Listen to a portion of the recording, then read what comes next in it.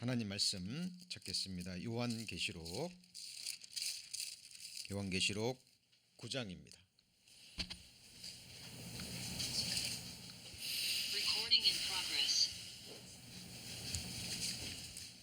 요한계시록 9장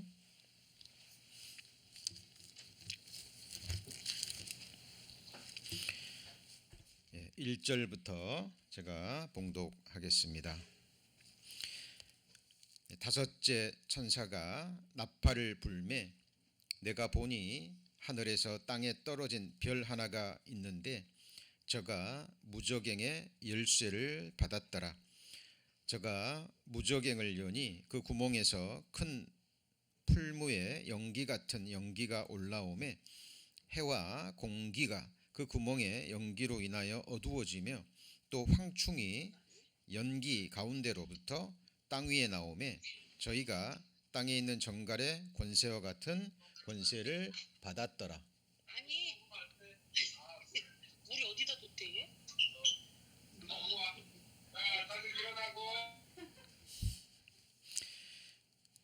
예, 4절입니다. 저희에게 이르시되 땅에 불이나 푸른 것이나 각종 수목은 해하지 말고 오직 이마에 하나님의 입맞지 아니한 사람들만 해하라 하시더라. 그러나 그들을 죽이지는 못하게 하시고 5달 동안 괴롭게만 하게 하시는데 그 괴롭게 함은 정갈이 사람을 쏠 때에 괴롭게 함과 같더라. 그날에는 사람들이 죽기를 구하여도 얻지 못하고 죽고 싶으나 죽음이 저희를 피하리로다. 황충들의 모양은 전쟁을 위하여 예비한 말들 같고 그 머리에 금 같은 면류관 비슷한 것을 썼으며 그 얼굴은 사람의 얼굴 같고 또 여자의 머리털 같은 머리털이 있고 그 이는 사자의 이 같으며 또 철 흉갑 같은 흉갑이 있고 그 날개들의 소리는 병거와 많은 말들이 전장으로 달려 들어가는 소리 같으며 또 정갈과 같은 꼬리와 쏘는 살이 있어 그 꼬리에는 5달 동안 사람들을 해하는 권세가 있더라. 저희에게 임금이 있으니 무저갱의 사자라. 히브리음으로 이름은 아바돈이요 헬라음으로 이름은 아볼루온이더라. 우리 지난 주일은 그동안 배우셨던 요한계시록 말씀을 정리하는 그 시간을 가졌습니다. 새로운 말씀을 배우는 것 물론 중요합니다. 그러나 그보다 더욱더 중요한 것은 이미 배운 말씀을 잊지 않는 거죠. 그리고 그 배운 말씀을 마음 곳간에 정리하는 겁니다.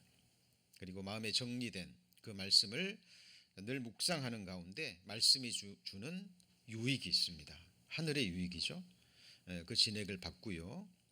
그리고 또한 사랑하는 가족들에게 또 지인들에게 이 말씀을 전하는 것입니다.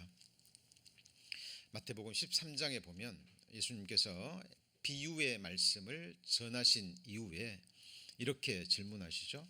너희가 듣는 것을 깨닫느냐? 라고 질문을 하십니다. 자, 그리고 그 다음에 하신 말씀이 바로 이 말씀입니다. 자, 예수께서 가라사대 그러므로 천국의 제자된 서기관마다 마치 새 것과 옛 것을 어디에서요? 곳간에서 내어오는 집 주인과 같으니라. 그러니까 말씀을 듣고 깨달으셨다면 그 깨달아진 말씀을 우리 곳간에 정리하는 겁니다. 여기서 새 것과 옛 것은 신약과 구약에 그죠? 곳간에 뭘 저장하죠? 귀한 것들입니다. 양식이죠. 마찬가지로 하늘의 양식들 우리가 그것으로 이 세상을 살아갑니다. 그 양식을 이 마음 곳간에 정리하라는 거죠. 그리고 필요할 때마다 곳간에서 그것을 내어올 수 있는 집 주인이 되라는 이야기죠. 자, 예수님 당시에 이 서기관, 율법사라고도 하죠. 구약 시대도 있었고 신약 시대도 있었습니다. 서기관들이 하는 일이 가장 중요한 게 뭐냐면 하나님의 말씀을 필사하는 겁니다. 그대로 베끼는 거죠. 그러니까 1.1획도 틀리지 않도록, 특별히 구약 시대 뭐 서기관들이나 특히 하나님이 세우신 말씀을 보존하기 위해서 그 종들은 정말 목숨을 다해서 1.1획도 틀리지 않도록 그렇게 말씀을 필사했다 그러죠. 그리고 여호와라는 이름을 적을 때는 다시 목욕하고 그 이름을 적고 그 마음으로, 그래서 율법을 필사하고 그리고 그것을 연구하고 그리고 그것을 백성들에게 가르치는 그 역할을 했습니다. 자, 예수님이 지금 예수님의 제자들에게 이 말씀을 하셨죠. 우리도 예수님 제자 맞습니까? 자, 그렇다면 우리가 주님이 세우신 천국의 서기관들이라는 이야기입니다. 천국의 율법사들이죠. 바울을 통해서 말씀하셨죠.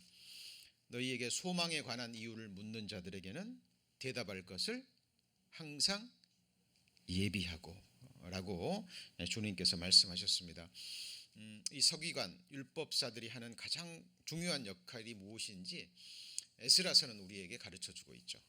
에스라가 여호와의 율법을 뭐 했습니까? 연구했습니다. 그리고 준행했죠. 그리고 율례와 규례를 이스라엘에게 가르치기로 뭐 했죠? 결심하였더라 라고 성경은 기록하고 있습니다. 에스라 시대의 신앙 운동이 일어났잖아요. 이게 그래서 우리 구원받은 그리스도인들의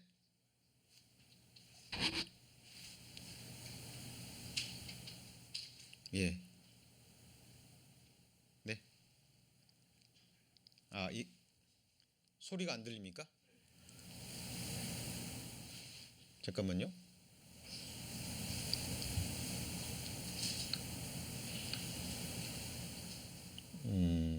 지금 줌 영상에 소리가 안 들린다는 거죠? 이상하네요. 음소거 되지 않았는데. 잠깐만요. 들립니까? 예. 예, 지금 줌으로 또 들으시는 분 계시는데 영상이 예. 자, 그래서 에스라 7장에 보시면 에스라가 여호와 율법을 연구하여 준행하며 율례와 규례를 이스라엘에게 가르치기로 뭐 했다고 얘기하죠? 결심하였더라. 그래서 우리 그리스도인들의 영적 신분, 하나님이 정하신 우리 그리스도인들의 영적 신분 중에 하나가 서기관이라는 겁니다.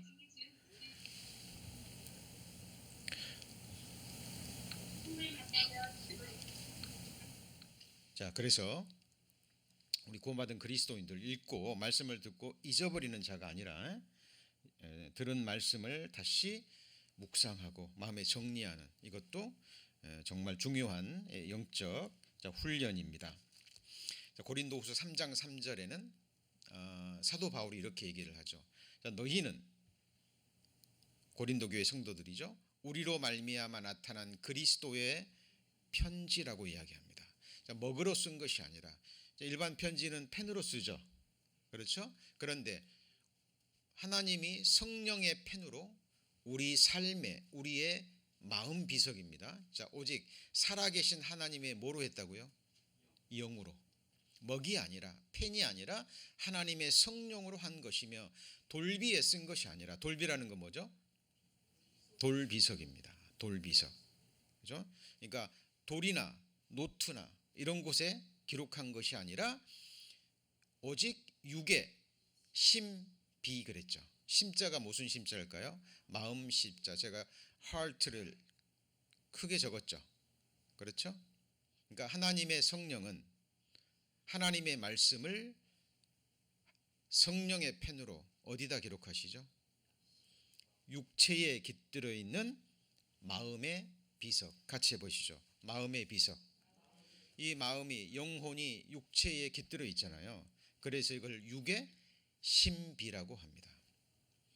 그러니까 하나님의 말씀은 어디에 기록이 돼야 돼요? 예, 마음 비석에.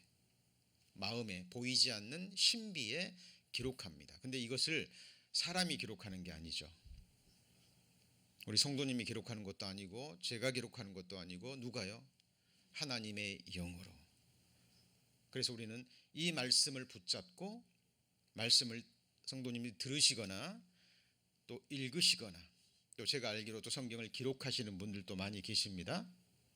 그래서 성경을 기록하실 때 필사하실 때 물론 손은 노트에 기록합니다마는 우리가 기도할 때 이 말씀을 근거로 하나님의 영으로 하나님께서 우리 마음 비석에 기록해 달라고 그 기도하는 가운데 말씀을 읽고 또 듣고 또 묵상 또 하셔야 될 것입니다. 우리 지난 시간에 땅에 거하는 자들에게 화가 있을 것이다 라는 말씀으로 우리가 말씀을 배웠습니다. 가장 중요한 부분이 땅에 거하는 자들이었죠. 그렇죠? 땅에 거하는 자들의 의미가 무엇이었습니까? 자, 하나님은 하늘의 것을 예비해 놓으셨죠. 그렇죠? 이 세상에 소망을 두지 말라고 얘기하셨죠. 이 세상은 지나가는 것이라고 말씀하셨고 이 세상은 사망의 음침한 골짜기라고 말씀하셨습니다. 이 세상에 있는 것은 하나님의 사랑하시는 것들이 아니죠. 자, 물론 우리가 이 세상을 사랑하는 데 필요한 것들이 있습니다. 그러나 그것은 하나님이 궁극적으로 우리에게 주시고자 하시는 것이 아니에요. 그래서 땅의 것을 생각지 말고 위의 것을 생각하라 말씀하셨죠. 근데 그 말씀을 마음의 믿음으로 받아들이지 않고요. 온통 시선이 온통 마음이 땅에만 거하는 자들이 있어요. 그 사람들에게 뭐가 있다고요?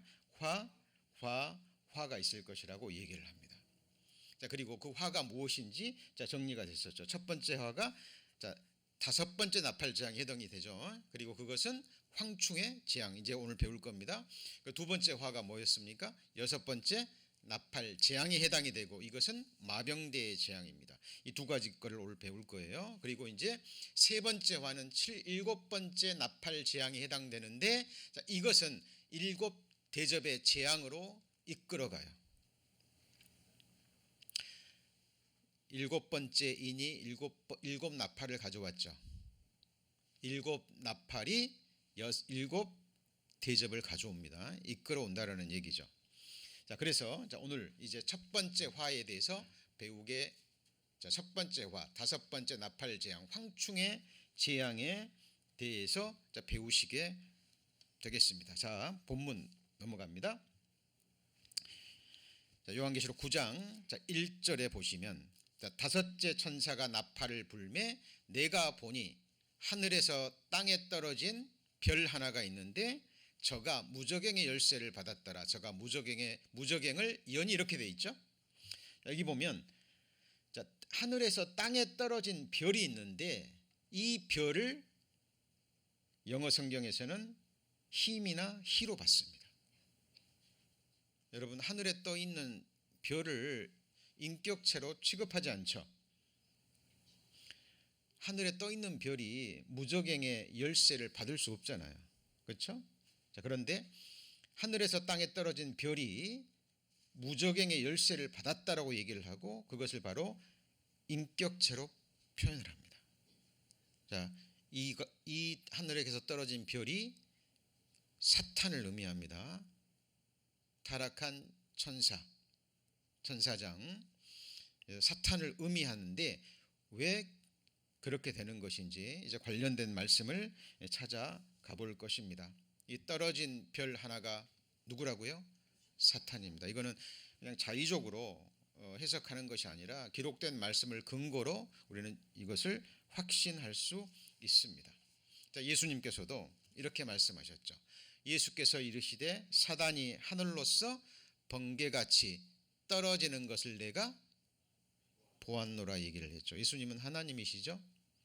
그래서 예수님은 직접 과거에 언젠가 사탄이 하늘에 있다가 하나님을 섬기고 있다가 타락함으로 말미암아 하늘에서 전쟁에 패하고 이 세상으로 그죠? 이 세상을 지배하는. 그래서 사탄이 역사하는 장소가 하늘의 공중이죠. 셋째 하늘이 아니에요.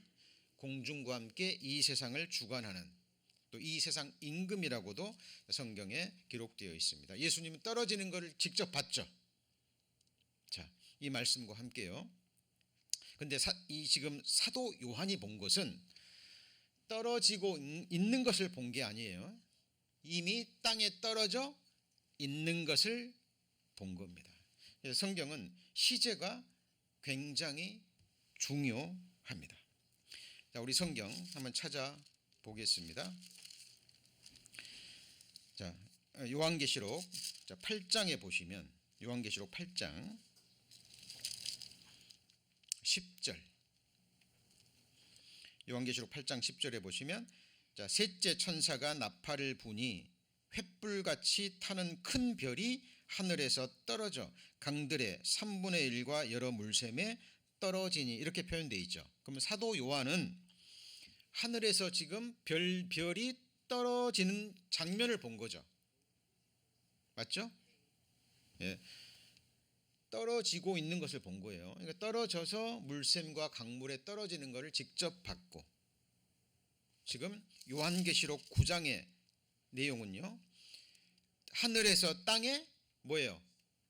이미 떨어져 있는 별 하나를 본 거예요. 자, 제가 이 말씀을 강조해서 드리냐면, 성경은요, 말씀의 핵 하나, 단수냐 복수냐, 그리고 시제가 너무 중요해요. 제가 방금 뭐라고 말씀드렸죠? 시제. 자, 보세요. 사람은 시간과 공간의 물질의 제한 속에서 살고 있습니다. 이걸 3차원의 세계라고 얘기를 합니다. 그러죠? 근데 하나님은 이 3차원의 세계를 만드신 분이죠. 하나님은 우리와 같은 인생이 아니셔요. 시간 속에 제한을 받는 분이 아닙니다. 하나님은 영원에서 영원까지 다 아시는 분이고 보시는 분이고 전지전능하신 분이라는 것, 우리가 항상 잊어서는 안 돼요. 그래서 이 시제가 또 복음과도 연결이 됩니다. 뭐하고 연결이 돼요? 복음. 자, 하나님이 우리 성도님들의 죄를 언제 용서해 주셨습니까? 언제 죄를 가져가셨고 언제 죄싹을 갚아주셨죠? 영원 전에, 창세 전에. 성경은 창세 전에 누구를 죽이셨다고 얘기하셨어요? 하나님의 어린 양. 창세로부터 죽임을 당한 하나님의 어린 양, 이라는 표현 아시죠?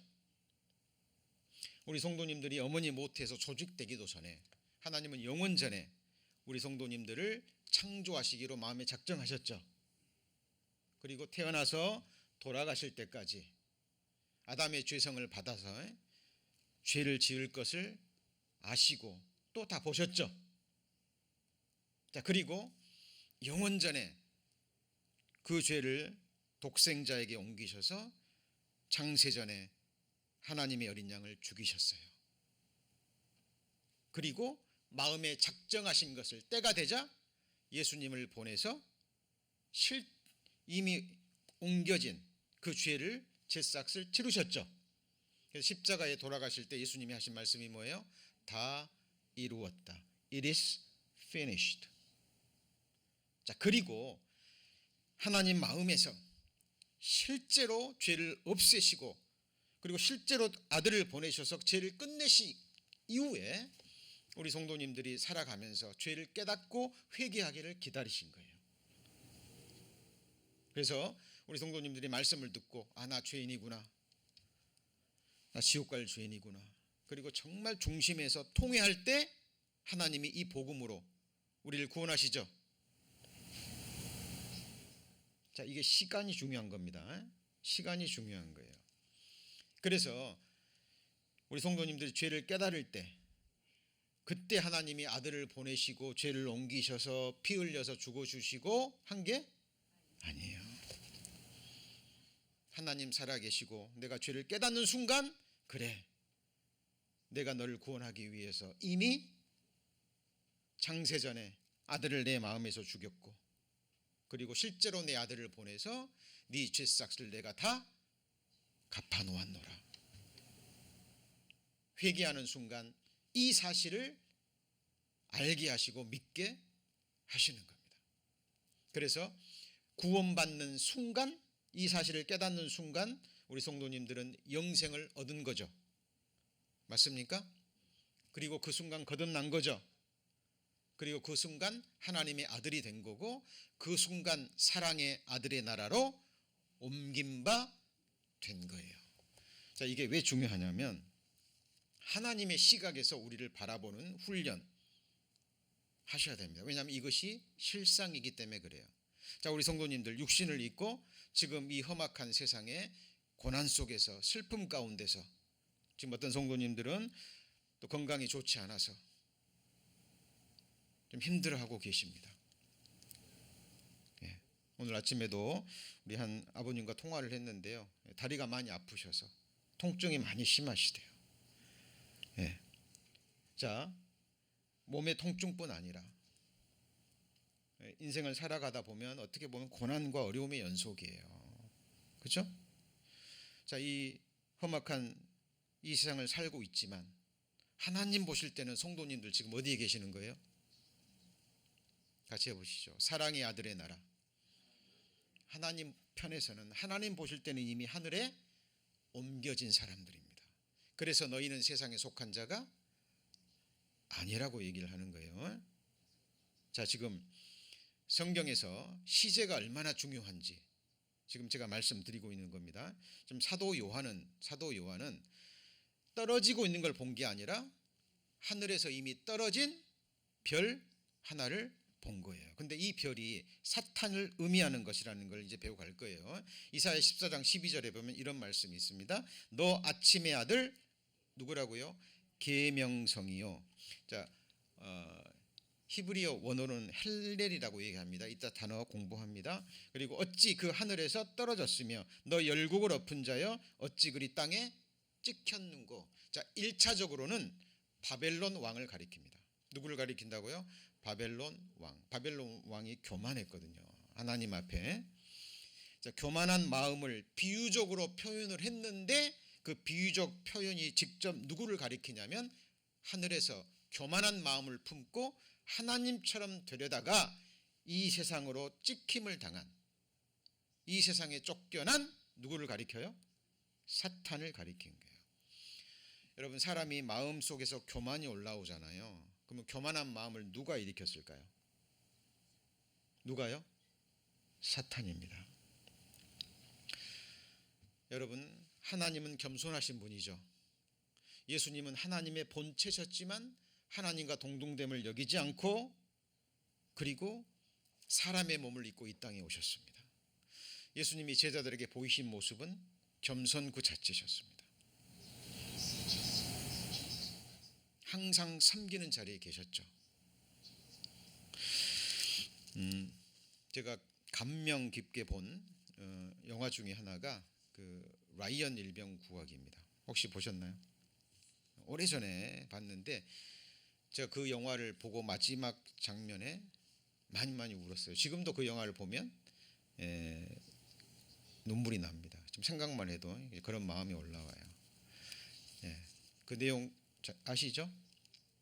2차 세계대전 때 아들을 넷을 둔 어머니가 있습니다. 다 전장에 보냈어요. 근데 위에 형 셋 다 죽어버립니다. 누구 남았어요? 아들 하나 남았습니다.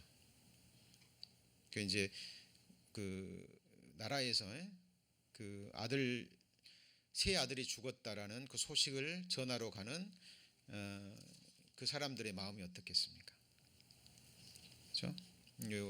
자녀들이 있으시지만 소식도 전하지 않았는데 자동차가 저 멀리서 오는데요, 어머니가 알아요, 무슨 소식인지.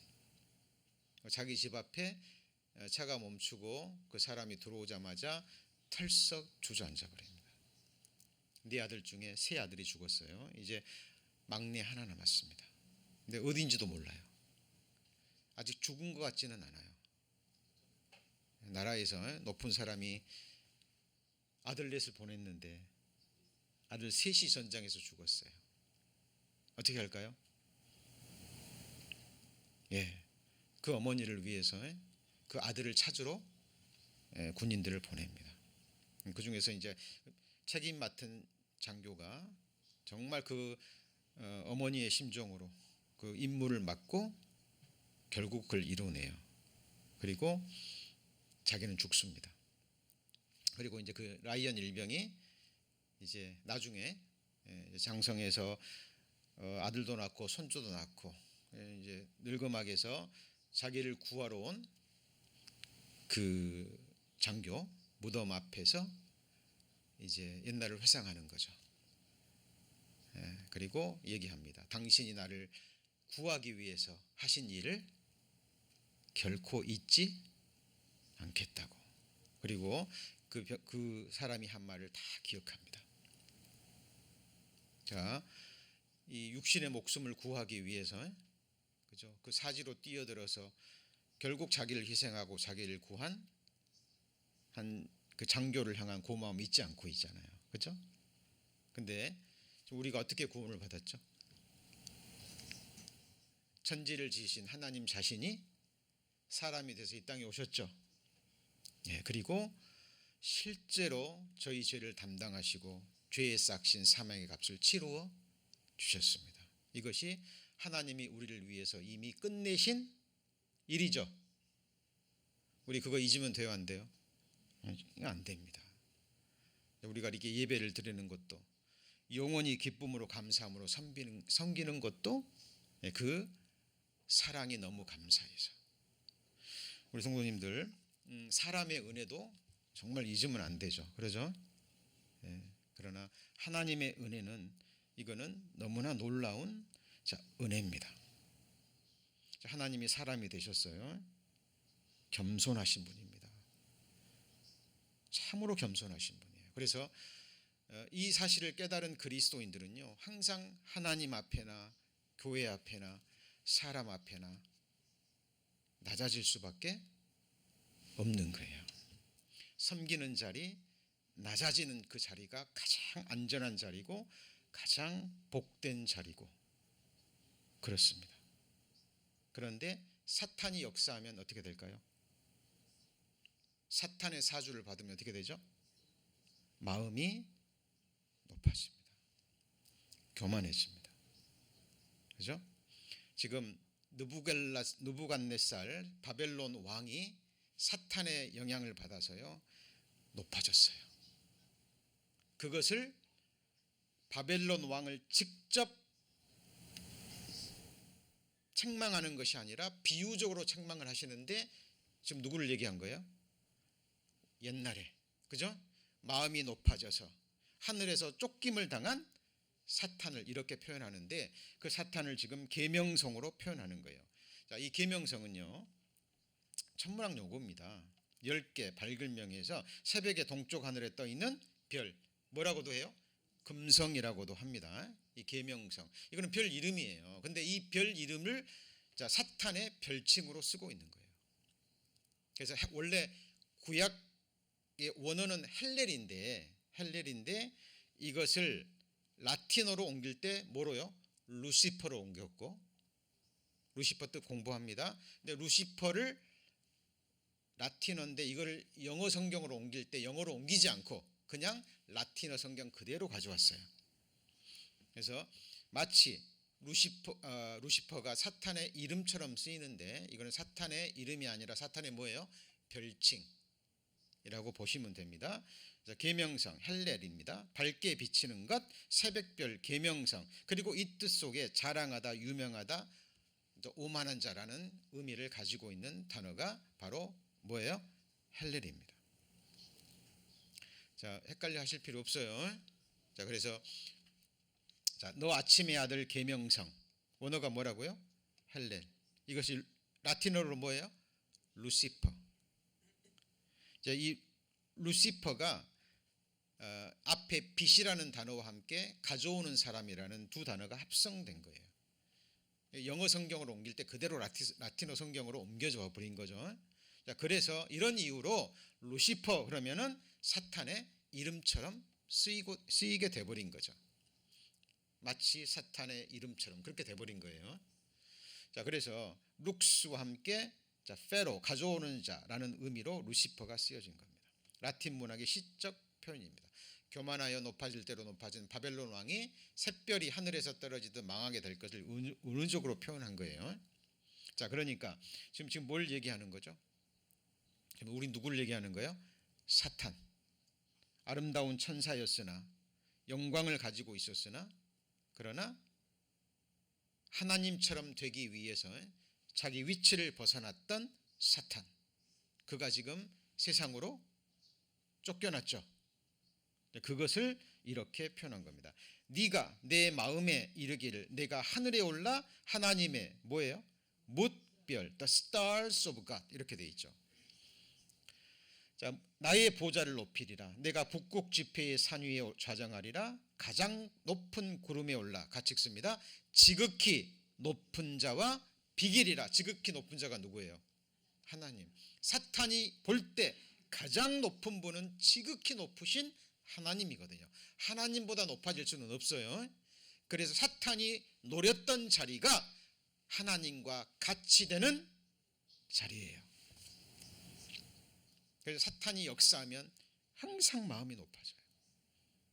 항상 높은 자리, 항상 상석, 항상 섬김을 받아야 되고 그렇지 않으면 견디지를 못하는. 그죠? 자, 그래서 이 사탄이 마음이 교만함으로 이렇게 쫓겨난 겁니다. 그것을 지금 성경은 계명성으로 표현하고 있는 겁니다. 자, 이사야 에스겔 28장을 봅니다. 에스겔 28장입니다. 에스겔 28장.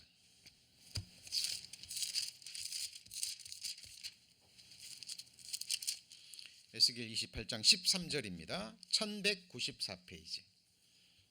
에스겔 28장 1194페이지. 12절에 보시면 인자야 두로 왕을 위하여 애가를 지어 그에게 이르기를 주 여호와의 말씀에 너는 완전한 인이었고 지혜가 충족하며 온전히 아름다웠도다. 지금 누구를 얘기하는 거죠? 두로 왕. 자, 두로 왕은 이 당시에 무역 도시입니다. 굉장히 부유한 도시였어요. 그러니까 이곳에 왕이니까 얼마나 부자였을까요? 그래서 마음이 높아진 겁니다. 그래서 두로 왕을 하나님이 책망하시는데 아까 바벨론 왕을 책망하면서 사탄을 비유했죠. 두로 왕을 책망하면서 또 사탄을 비유해서 설명합니다. 그게 13절이에요. 내가 옛적에 하나님의 동산 어디에 있었어요? 에덴에. 여러분 두로 왕이 에덴에 있었어요? 아니잖아요. 누가 있었어요? 사탄입니다. 내가 각종 보석, 홍보석과 황보석과 금광석과 황옥과 홍만화와 창옥과 청보석과 남보석과 홍옥과 황금으로 단장하였으며 내가 짐을 받던 날에 너를 위하여 소고와 비파가 예비되었었도다. 너는 기름을 받은 덮는 누구예요? 그룹이며 천사들의 높은 위치에 있는 겁니다. 내가 너를 세우며 내가 하나님의 성산에 있어서 화강색 사이에 왕래하였도다. 지금 누구를 가리키는 거예요? 사탄이 타락하기 전에 그 영광스러웠던 모습을 기록하고 있는 겁니다. 내가 지음을 받던 날로부터 내 모든 길에 완전하더니 마침내 뭐가 드러났습니까? 불의가 드러난 거예요. 천사들을 창조한 목적이 뭐죠? 하나님을 섬기고 구원 얻을 후사들을 섬기라고. 같이 해보시죠. 불의는 영, 종으로 지은 겁니다. 근데 전지전능하신 하나님과 하나님의 상속자, 하나님의 아들들, 하나님의 백성들을 섬겨야 되니까 하나님 다음가는 권세와 능력과 지혜와 아름다움을 하나님이 주신 거예요. 그러나 천사는 사랑의 짝은 아니에요. 하나님의 형상이 천사들에게 있어요, 없어요? 없습니다. 여러분 하나님의 형상대로 지음받은 존재는 오직 누구예요? 같이 해보시죠. 사람. 특별한 피조물이에요. 그가 바로 하나님의 형상을 지닌 영혼을 지닌 저와 우리 성도님들입니다. 같이 해보실까요? 여호와 보시기에 나는 존귀한 자라. 여러분 부모가요 왜 자녀들을 사랑합니까? 내 형상이, 내 생명이 이어진 존재거든요. 예. 하나님의 생명을 받은, 하나님의 형상을 받은, 하나님 보시기에 존귀한 자입니다. 그래서 그 한 사람을 구원하시기 위해서 독생자 예수 그리스도를 버리신 거예요. 이게 하나님의 사랑입니다. 자, 그러면서 16절에는 또 두로 왕으로 돌아와요. 자, 이게 그 성경의 문학적 기법입니다. 성경이 문학은 아니에요. 그러나 최고의 문학이 성경에 있는 거 아시죠?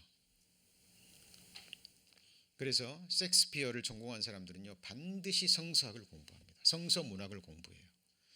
자, 그래서 16절에는 다시 두로 왕으로 돌아옵니다. 내 무역이 풍성함으로 내 가운데 강포가 가득하여 내가 범죄하였도다, 이렇게 나오죠. 자, 그리고 또 그 다음에는 뭐로 옮겨갑니까? 다시 두로로, 사탄으로, 천사로 넘어갑니다. 너 덮는 뭐예요? 그룹이요. 이렇게 넘어갑니다. 그러니까 이 세상에 교만했던 사람들을 책망할 때 하나님이 누구를 들어서요? 사탄을 들어서 비유의 말씀으로 설명하는 겁니다. 다시 요한계시록 이제 8장 9장 넘어갑니다. 자, 그러니까 요한계시록 9장의 1절에 나오는 이 하늘에서 떨어진 별은 누구예요? 사탄입니다. 쫓겨난. 자, 사탄이 무저갱의 열쇠를 받았습니다. 그냥 무저갱이 뭘까요? 어렵지 않아요. 이건 아무것도 아닙니다. 이거 무저는 이렇게 발음이 됩니다. 바닥이 없는, 이런 뜻이에요. 시면. 그리고 갱도 들어보셨죠? 갱도. 그죠? 말 그대로 구덩이입니다. 구덩이, 우물. 그런데 뭐가 없는 구덩이에요? 바닥이 없는 구덩이니까 계속 추락하는데 끝이 없이 추락하는 곳이에요. 자, 이곳이 지옥은 아니에요. 지옥은 아닙니다. 지옥은 아니에요. 임시 형벌의 장소고 옥과 같은 겁니다.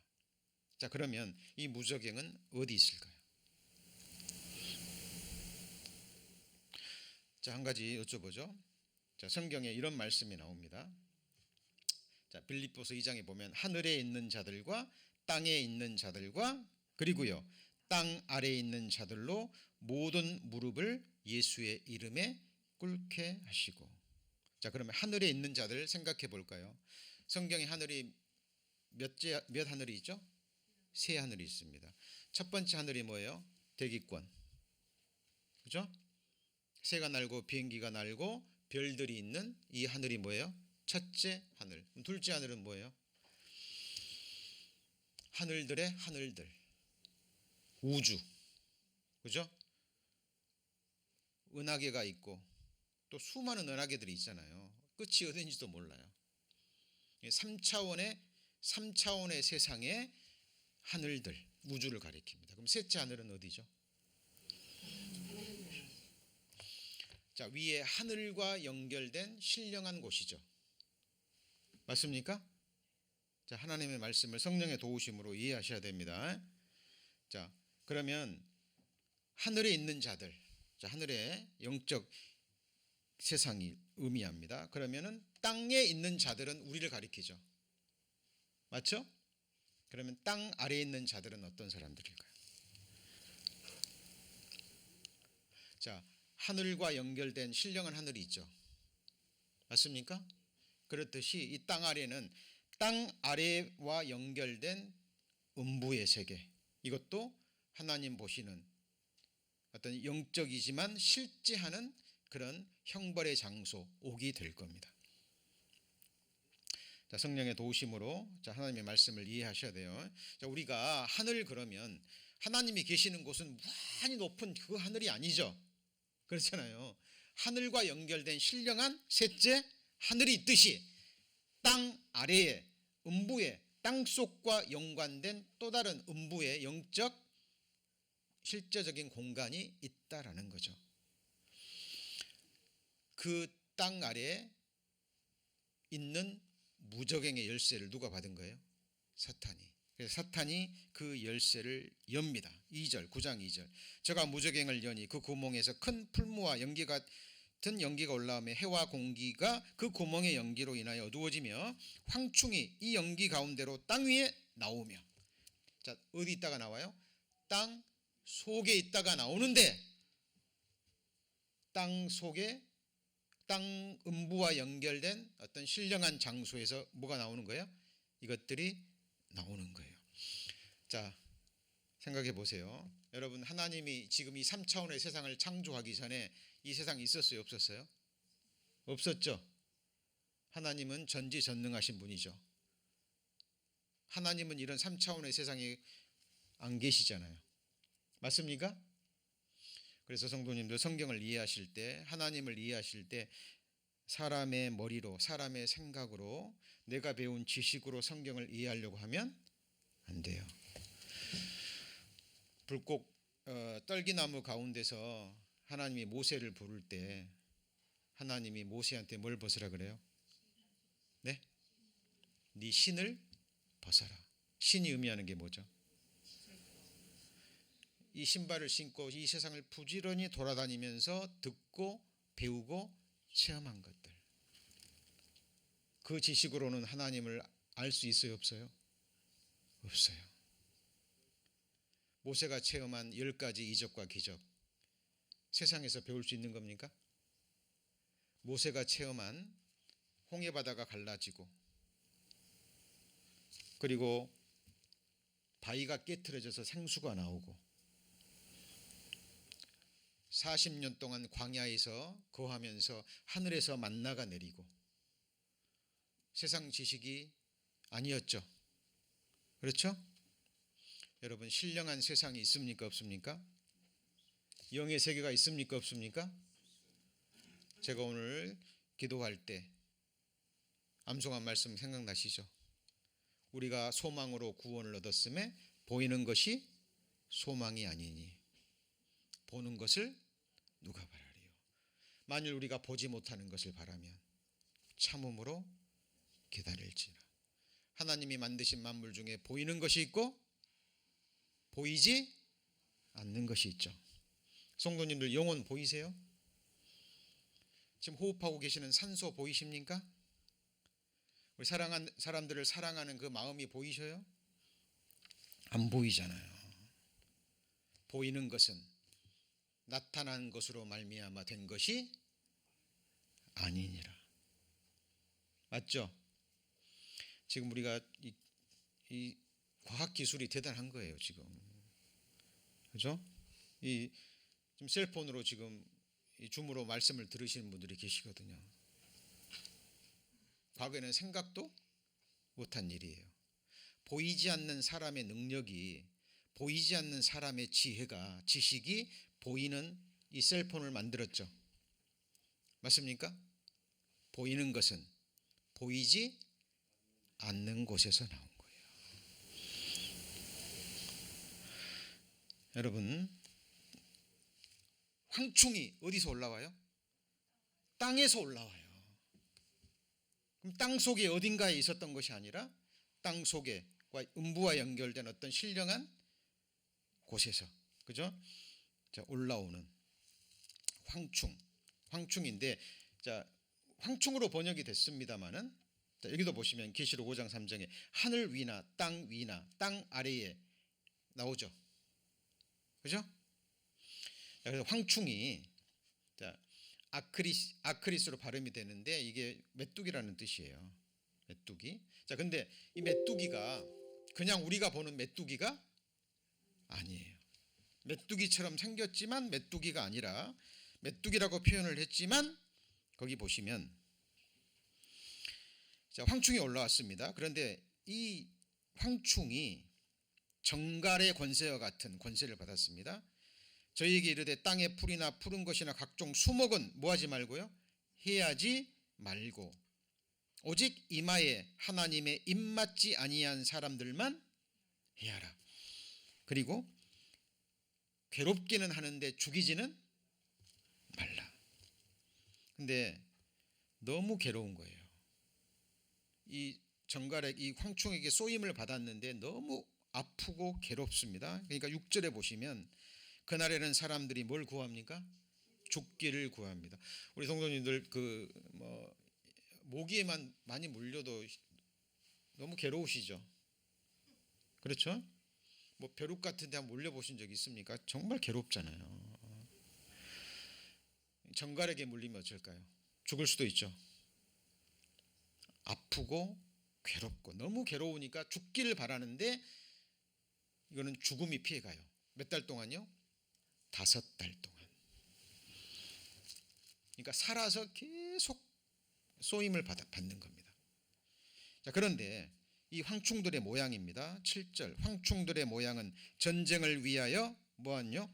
예비한 말들 같고 그 머리에 금 같은 면류관 비슷한 걸 썼으며 얼굴은 뭐 같고요? 사람의 얼굴 같고. 그러니까 작은 황충이 아니겠죠. 어느 정도 규모가 있는 큰 것입니다. 근데 얼마나 무서울까요? 이제 메뚜기처럼 생겼는데 정갈의 꼬리가 있고 면류관도 있고 여자의 머리털 같은 머리털이 있고 얼굴은 뭐예요? 사람 얼굴 같은. 요한은 실제로 이 황충을 본 거예요. 그죠? 자, 그리고 5살 동안 사람을 해하는 권세가 있더라. 11절입니다. 저에게 임금이 있으니 무적행의 사자라. 그러니까 이 황충의 임금이 누구라고요? 무적행의 사자라. 히브리음으로 이름은 누구죠? 아바돈. 히브리음으로 그다음에 헬라음으로는 이름을 아볼론이라 하더라. 자, 이게 앞에 보시죠. 자, 아바돈 파괴자라는 의미고요. 헬라어로는 아볼론인데 동일한 의미예요. 파괴자. 그러니까 사탄의 별칭이 뭐예요? 아바돈, 아볼론이에요. 특별한 게 아니에요. 그냥 성경이 사탄이 하는 일이 뭐냐면 사람을 멸망시키고 파괴시키는 일이죠. 맞습니까? 하나님의 말씀을 듣지 못하게 하고 사탄의 말을 쫓게 함으로 그 사람을 결국 영원한 멸망으로 이끌어가는 존재가 누구예요? 사탄, 마귀, 그를 따르는 악한 영들이에요. 이 영들이 실제 하는 존재입니다. 우리 눈에 보이지 않을 뿐이에요. 우리 성도님들 이 사탄, 마귀, 악한 영들을 대적하셔야 돼요. 대적하셔야 됩니다. 이미 예수님에 의해서 머리가 깨졌어요. 맞습니까? 근데 워낙 힘이 있기 때문에 꼬리만 흔들어도 우리를 이렇게 괴롭히는 거예요. 이들은 영원한 멸망이 작정됐기 때문에 그들의 때가 얼마 남지 않았다는 걸 알아요. 그리고 하나님은 이 사탄을 사용하십니다. 도구로. 하나님이 욥을 연단하기 위해서 사탄을 사용하시죠. 사탄의 역사도 하나님의 손안에 있습니다. 그래서 우리가 사탄을 두려워해서는 돼요, 안 돼요? 안 됩니다. 사탄은 대적하는 거예요. 사탄에게 절대 등을 보여서는 안 됩니다. 하나님의 전신갑주를 입고 대적하여. 대적하면 물러갑니다. 자, 이 사탄이 지금 살아서 역사하고 있습니다. 그래서 이 그리스도인들을 넘어뜨리기 위해서 계속 역사하는 거예요. 그러나 우리 두려워하시면 안 됩니다. 우리는 하나님이 우리를 지키시고 보호하셔요. 그래서 한번 같이 볼까요? 믿음의 방패. 하나님의 전신갑주를 입고 믿음의 방패를 입고 우리는 대적하는 겁니다. 자, 이 황충의 재앙이 실제로 있을 겁니다. 이것이 누구한테 내려져요?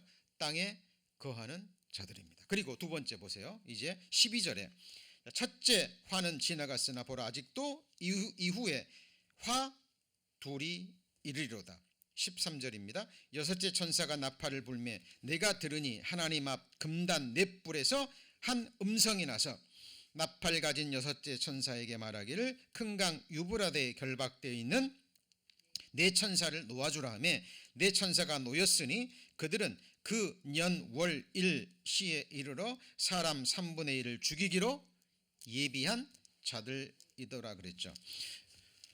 성도님들, 하나님의 쓰임 받는 타락하지 않은 천사들은 결박되지 않아요. 그죠? 결박되지 않습니다. 그들도 자유의지를 가지고 있어요. 그래서 하나님께 순종하는 천사들은 자유의지를 가지고 하나님의 명을 받아서 순종하는 존재입니다. 결박되지 않아요. 결박됐다는 말 속에 타락한 천사, 악한 영들이라는 것을 우리가 알 수 있는 겁니다. 자, 이제 이들이 이제 역사하도록 하나님이 이 유브라데 근처는요, 세계 역사의 중심지입니다.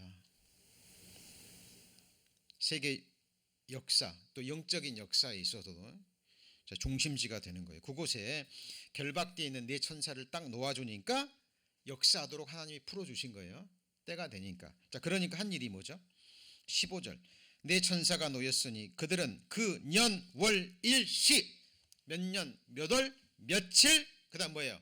몇 시, 1시간 동안입니다. 그 시가 되면 사람 몇 분의 1이요?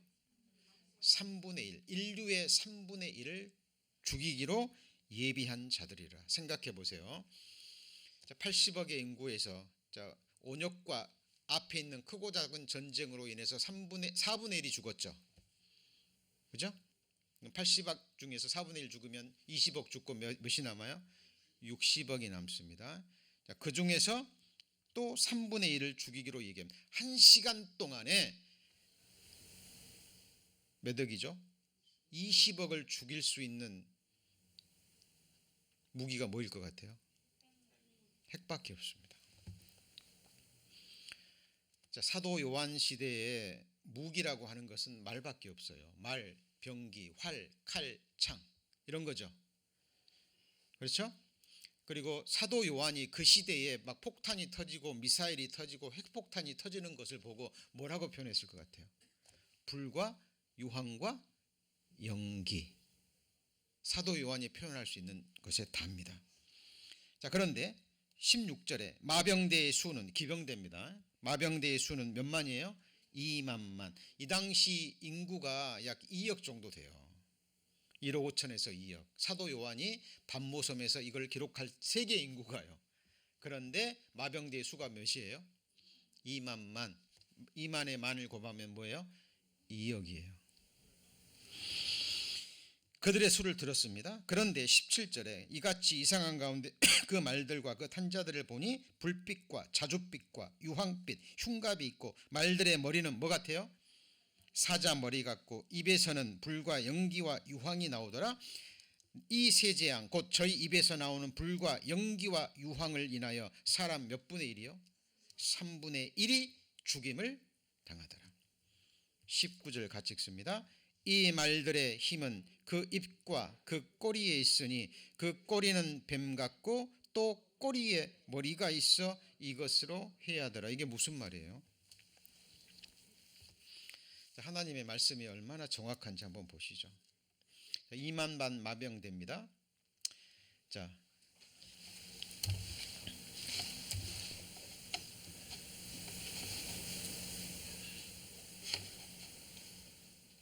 여기 보시면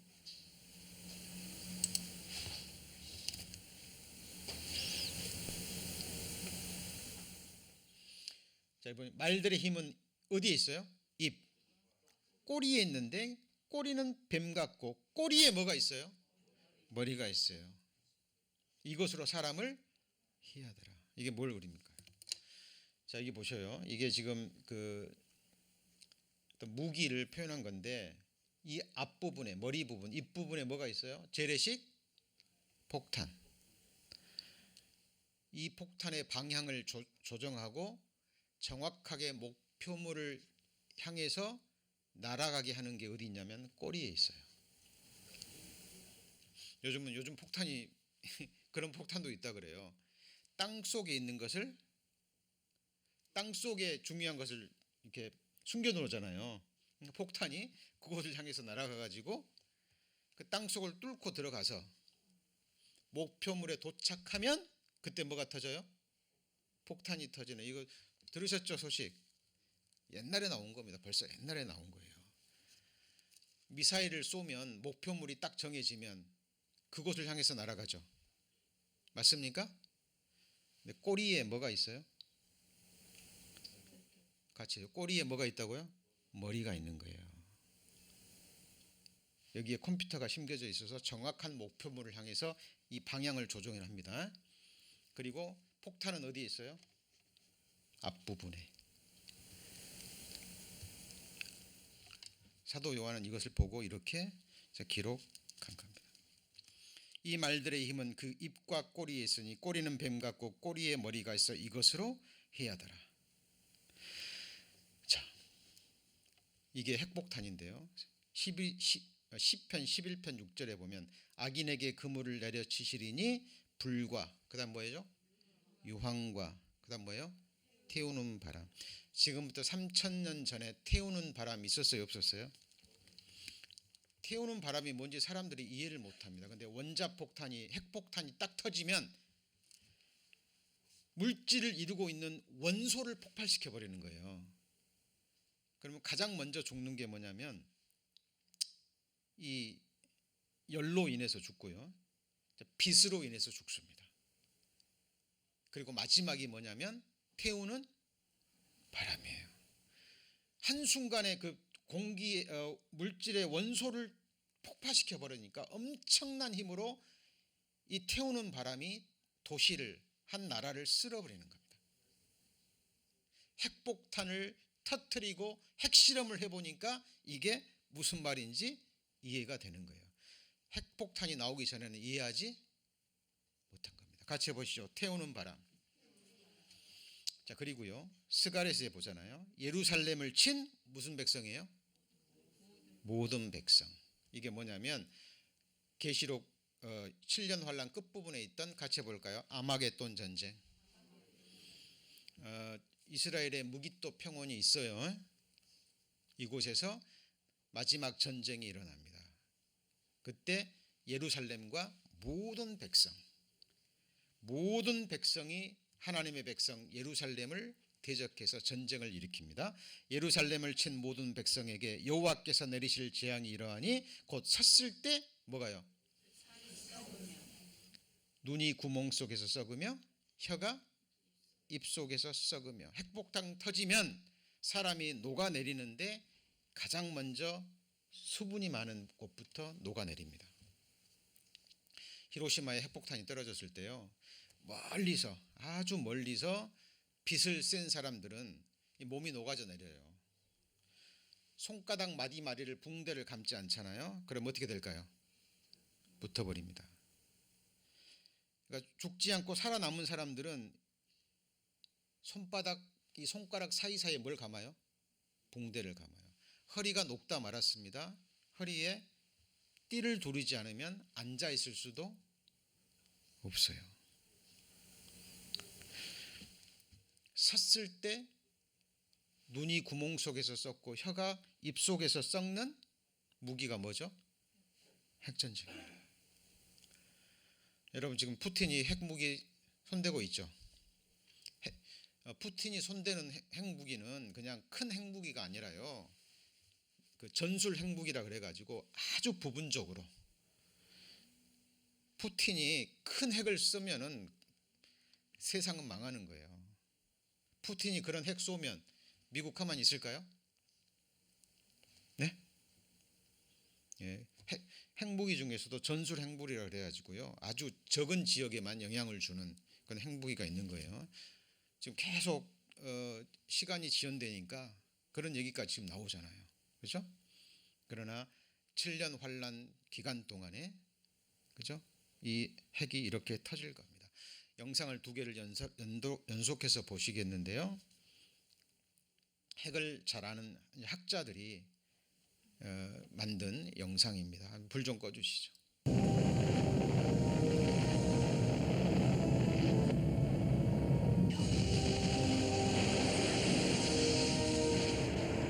다들 냉전이 끝나면 핵무기 위협도 사라질 거라고 생각했습니다. 하지만 그건 착각이었죠. 냉전 기간 동안 소련과 미국은 20만 킬로그램의 플루토늄과 100만 킬로그램의 농축 우라늄을 생산했습니다. 그리고 그것들의 대부분은 아직도 양국의 무기고 속에 그대로 남아 있습니다. 과거 많은 특권을 누렸던 과학자들도 가난에 허덕이게 됐다. 그래서 소수지만 쉽게 돈을 벌기 위해 핵물질을 범죄 집단에 빼돌리는 사람들이 나타났다. 한 번은 어떤 러시아 과학자 한 명이 자신의 연구소에서 훔쳐낸 핵물질을 팔기 위해 유럽의 거리를 배회하다가 체포된 사건이 있었습니다. 그는 교통 위반으로 우연히 체포됐죠. 경찰서에서 그는 새 냉장고를 사기 위해 그런 일을 했다고 자백했습니다. 오늘날에는 이 테러 위험 국가들까지 핵무기가 확산되고 있습니다. 그래서 어떤 의미에서 보면은 냉전 때보다 오히려 핵 전쟁이 일어날 확률이 더 높아졌다고 할 수 있죠. 지금 러시아 당국은 어떤 나라든 사려고만 하면 뭐든지 팔려고 하고 있습니다. 테러 위험 국가들은 그 기술을 손에 넣기 위해 안간 힘을 쓰고 있지요. 이 실제로 핵이 터졌을 때를 가상해서 만든 영상입니다. 한번 보시죠.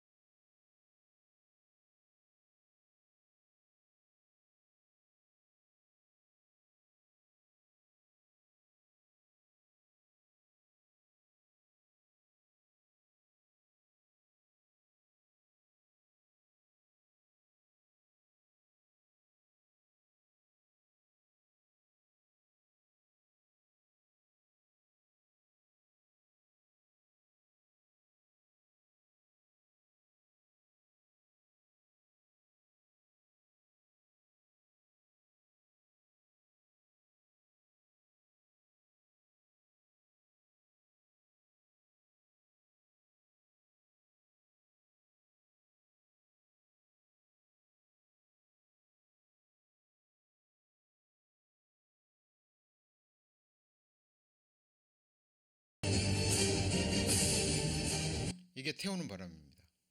보이세요? 핵이 터지면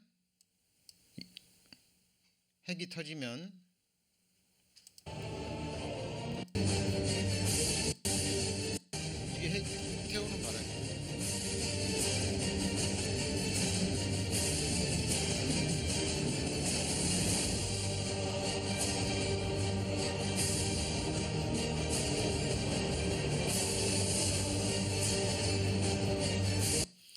자, 하나님이요, 불 좀 켜주시죠.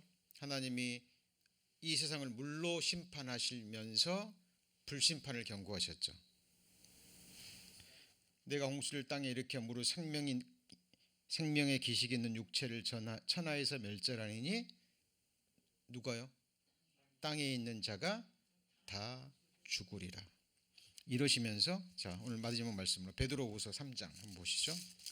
베드로후서 3장.